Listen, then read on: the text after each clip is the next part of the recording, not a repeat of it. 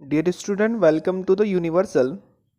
आज मैं आप लोगों को द्विघात समीकरण के जो थ्योरी पार्ट है उसके बारे में बताने जा रहा हूँ। ठीक है, थोड़ा सा अगर आप समझ लेते हैं द्विघात समीकरण का जो बैकग्राउंड है तो आपको जो क्वेश्चन बनाने में मज़ा आएगा। ठीक है, तो इसलिए मैं इसको थोड़ा सा, ज़्यादा नहीं होगा, थोड़ा सा ही होगा, आपको देखना है पूरा ताकि आप अच्छे से समझ पाओ इसको। ठीक है, अब देखिए द्विघात समीकरण क्या है। द्वि मतलब दो होता है, घात मतलब पावर। ठीक है, समीकरण में इज इक्वल टू जो करके हम लोग लिखते हैं, जैसे x+1 इज इक्वल टू 0, तो ये समीकरण हो गया, लेकिन ये द्विघात नहीं हुआ। क्यों? क्योंकि इसके जो पावर है ना, पावर दो होने चाहिए। कोई ऐसा समीकरण जिसमें जो चर का पावर मतलब x हो, y हो, z हो, उसका पावर कितना होगा? दो होगा, वो द्विघात समीकरण होगा। जैसे कि x² + 2 इज इक्वल टू 0। ठीक है, अब आपको थोड़ा सा इससे बता देते हैं ताकि अच्छे से समझ में आए। आपने बहुपद पढ़ा होगा, ax² + bx + c। पिछले अध्याय में पढ़ा ना, बहुपद मैंने पढ़ा दिया है, अगर आपने नहीं देखा तो वो जाके देख सकते हैं। अब अगर इस प्रकार के द्विघात बहुपद को इज इक्वल टू 0 करेंगे तो वो द्विघात समीकरण हो जाएगा। सिंपल सा है। तो अब ये क्या है कि इसमें दिया हुआ कि इसका यूज़ क्यों करते हैं हम लोग। ठीक है, कि द्विघात समीकरण हम लोग ले लेते हैं, जैसे कि सब बोलता है कि sine theta, tan theta, cot theta, ये सब क्यों पढ़ा देते हैं जबकि इसका यूज़ आगे हो ही नहीं रहा। तो उसका भी यूज़ है ज़िंदगी में। हर एक चीज़ का यूज़ होना पता होना चाहिए कि हाँ किसका यूज़ कहाँ होगा। ठीक है, जैसे कि अगर आपको इम्पोर्टेंस पता नहीं होगा तो आप उस पर ध्यान नहीं देंगे।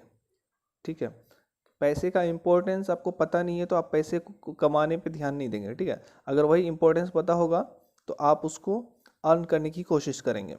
सेम उसी तरह से है, अगर आप इस चैप्टर को समझना चाहते हैं, अगर इसका इम्पोर्टेंस नहीं जानेंगे तो आपको चैप्टर बनाने में मज़ा नहीं आएगा। ठीक है, इसके अलग पूरे जो है, आप अब से जो है जितने भी आगे बढ़ेंगे ये समीकरण आपके साथ रहेगा, हमेशा रहेगा। ठीक है, तो आपको ध्यान रखना है। तो कहता है वास्तविक जीवन से संबंधित कई समस्याओं को हल करने में द्विघात समीकरण का प्रयोग करते हैं। अब कैसे, देखिए उदाहरण के लिए मान लीजिए कि एक धर्माद्र ट्रस्ट, कुछ भी ले लो, ट्रस्ट है, 300 वर्ग मीटर क्षेत्रफल का प्रार्थना कक्ष बनाने वाला है। ठीक है, ये जो है 300 मीटर स्क्वायर का प्रार्थना कक्ष बनाना चाहता है। ठीक है, लेकिन उसका शर्त क्या है? इसकी लंबाई है, लंबाई जो है वो चौड़ाई से 2 गुनी से 1 अधिक है। तो ये कंडीशन हो गया हमारा। और हम लोग जानते हैं कि आयताकार अगर बनाना है तो आयत की लंबाई इंटू चौड़ाई उसका क्षेत्रफल होता है। तो यहाँ से कंडीशन क्या होता है कि ये कक्ष का, ये जो प्रार्थना कक्ष है उसका क्षेत्रफल कितना होगा? 2x + 1 × x, ये इतना मीटर स्क्वायर, टोटल है कितना? 300। तो यहाँ से आप देख सकते हैं 2x² + x is equal to 300। अब 300 को इधर ले आके आ गया तो ये 0 हो गया, 2x² + x - 300। ये हो गया हमारा द्विघात समीकरण। ठीक है, अब यहाँ से जो x निकलेगा वो उसके कक्ष की चौड़ाई देगा और x का मान लंबाई में इसमें रख देंगे तो इसकी लंबाई आ जाएगी। ठीक है, तो इस तरह से क्वेश्चंस हमारे बनते हैं और इसको मतलब द्विघात समीकरण को यूज करना पड़ता। अब इसका स्टैंडर्ड फॉर्म क्या है वो भी देख लेते हैं।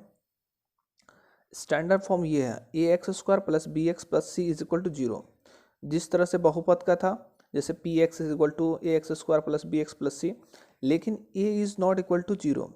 किसी भी हालत में a 0 नहीं होना चाहिए। अगर a 0 हो गया तो ये द्विघात समीकरण नहीं होकर के रैखिक समीकरण हो जाएगा। ठीक है, तो इतना ही था, बस आप इसको समझ लीजिए। बाकी आगे नेक्स्ट चैप्टर में आप देखेंगे, इसके जो प्रश्नावली है उसको मैं अच्छे से एक्सप्लेन करूँगा, तो आप बने रहिए।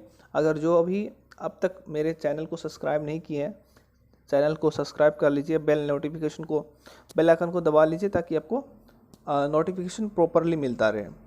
Thank you very much.